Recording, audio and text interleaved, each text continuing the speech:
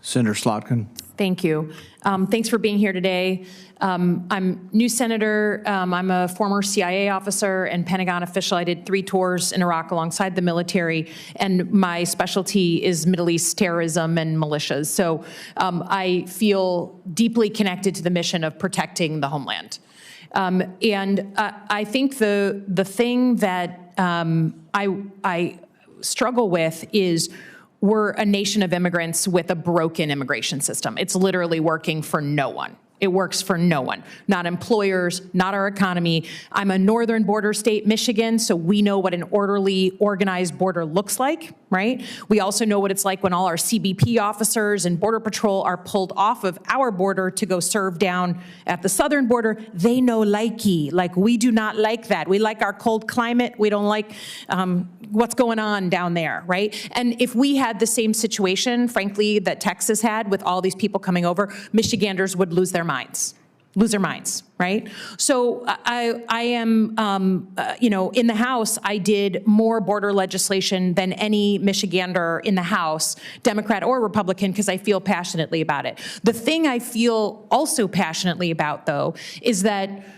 no matter which administration is in, if we only do border security and that's it, and not the immigration part, then we're fixing, we're attacking the symptom and not the overall system. We all know that the majority of those asylum seekers who are trying to come over the borders are economic migrants, like many of our grandparents or great-grandparents. They want a job, they want to make money. We'd all, in their shoes, probably be looking to do the same thing, but our system doesn't work so they can quickly get in and work at our employers who need them, right? In places like Mackinac Island or our farms or whatever in Michigan. So I guess my question, yes or no, is just, are we all in agreement, Democrat and Republican, that we can attack border security? And I'm here for that. But it is not the entire story. We also have to do immigration reform, and that includes action by this body. We are not absolved in this room of responsibility for what's going on at the border. Can I just get a yes or no, starting with Mr. Cuccinelli? You are not absolved. There is a lot more than the border. Right. A lot more than the border. And, Great. You all have a lot of work to do. Yeah. Senator, our immigration system is out of line with our leading allies, the United Kingdom, Canada, New Zealand, and Australia when it comes to who we bring in. You're absolutely correct. Great. Yes, there's been no important reform to our immigration system since 1990. I just think that, and again, I'm coming from the House. I was on the Homeland Committee there for many years. This is the most politicized issue I've ever seen on both sides of the aisle. We all have a shame on our heads for not doing our work in this body, and I include myself in that, right? It's hard, but we have to do it. And I actually hope that for all the tough stuff that Mr. Trump is saying, that it also comes with border and all the other things, right? And our employers are the ones who are gonna be kind of screaming for the rooftops on that. I'm interested in this idea as someone who spent my first half of my career going after terrorist groups on using some of the designations. Understand and I think agree that militarizing and allowing hot pursuit U.S. military active in Mexico without their permission creates a whole new set of issues. But some of our most powerful financial tools on designating a group as a terrorist group comes from when they have any link in the United States, right? If ISIS is working and they've got someone who's sending the money, or they've got some sort of tie to an American citizen, those laws that we implemented after 9/11 allow us to go after that American citizen and attack in a way that's different. So do these cartels, Mr. Cuccinelli, just because you were most recently in, do they have American links that would allow us to be effective if we use those statutes?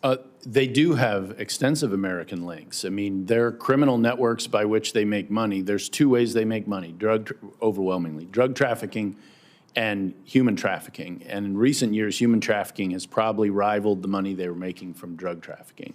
And they work with, so we talk about, say, the Sinaloa cartel, CJNG, they in turn work with the MS-13s and the Latin Kings and so forth. There are relationships from Mexico into the gangs that are international gangs that are operating in our communities. And when I was a Virginia AG, the most significant violent crime threat in Virginia was MS-13.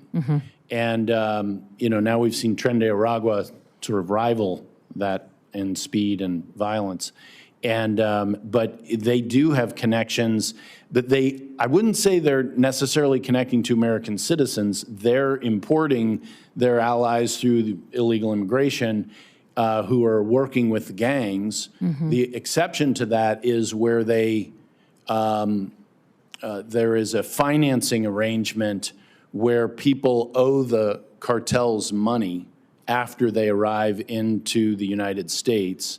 And running those to ground, and frankly, banks in Central America participate in executing those transactions. Yeah, I know my time is up. I would just say I think I'm super interested in that concept. Again, military force is something a little different, and I'd be real cagey to be quickly authorizing something like that in Mexico. But on the financial stuff, I think it's an area of interest for a lot of us.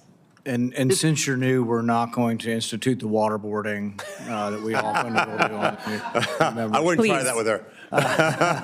Mr. Chairman, if I could add just one more thing, very briefly. This is a real issue on the northern border. We think about the southern border. We've seen Tren de Aragua in Colorado, and there are reports that they are, setting up cells in places like Montana. Because, of course, people like drugs in the United States, they should and they do. People like drugs in Canada, too. And the last thing that we want to see is more organized crime moving through the United States to that point. And that's the only point I want to add. I'd just like to also interject briefly on this. The question has always been, border security. Well, what about legal, lawful immigration? Can't we do something, And I'm one who's for more lawful immigration. Not everybody in my party is, but I'm one that's for more lawful immigration. But I'm really pretty much for zero illegal immigration. I don't want millions of people coming in, but I'm more than willing to double the legal amount or increase the legal amount. So I have bills like on the EB visas, employment-based visas. There's 1 through 5 to double the numbers and take off country caps. That's not a particularly radical thing, and I've addressed it with people across the aisle. The complaint I always get is, well, we don't want to do a little bit, we want to do comprehensive. So the word comprehensive has been bandied around for probably a decade. The problem and the big sticking point between one side and the other is that those of us who are open to more lawful immigration, we're really not open to making 18 million people who came here illegally voters. It changes the country and it obscures things. And I think I've not seen this poll done, but if you were actually to poll people here illegally, it's hard to poll people because they don't want to come forward, but poll them. They're here working. Would you accept a work permit if it didn't involve voting? Because you did break the law to get here, but we wouldn't make you go back to Mexico. Some would say that. I wouldn't say that, actually. I'd say you're a law-abiding person, you want to work here, but you don't get to vote. Your kids are going to get to vote, but you don't get to vote. And there'd be some sort of process for that. But that would be the in-between.